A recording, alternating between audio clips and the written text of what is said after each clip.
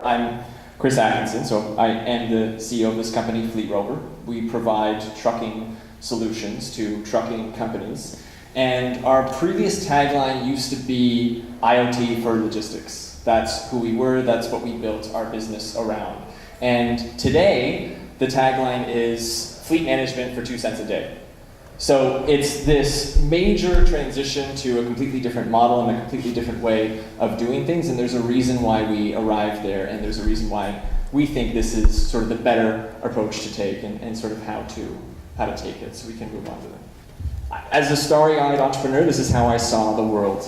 Trucks were going to talk to planes, were going to talk to cars, IoT was going to abolish traffic and save kittens from trees, and it was going to be the best thing that ever happened.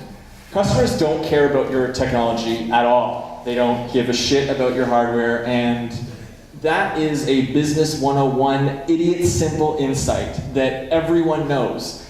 But when you're involved in an extremely innovative business, you kind of lose sight of that because you're so involved in your technology, you know it's so innovative, you know it can sort of be game-changing, but no one cares. So you really have to focus on the things that people do care about.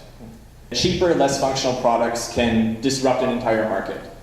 If you have a cheaper, less functional product that can target non-consumers, the more elite products differentiate themselves up, and you continually grab more market share. So while they're differentiating themselves out of business, you're creating a new standard for doing things. They call this the innovator's dilemma. And if you're in IoT or if you're in a business that involves heavy engineering, it very well may be your dilemma as well.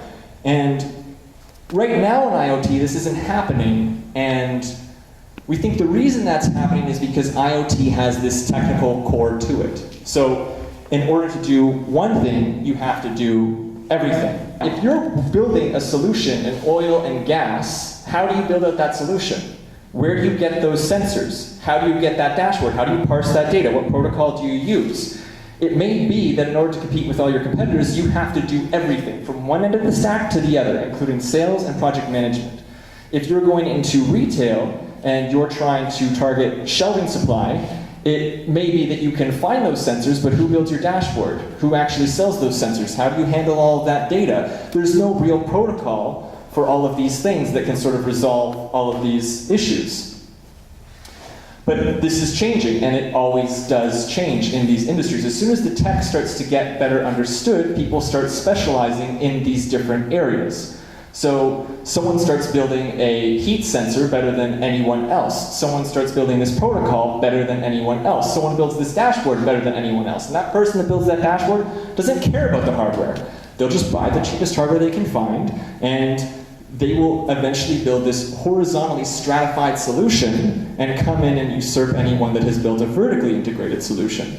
And this is a problem for people who, like us, were building and deploying their own hardware in a vertically integrated solution.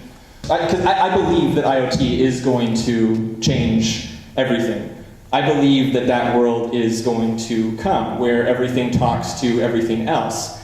And I'm very excited about that. I think it's one of the greatest revolutions that will come.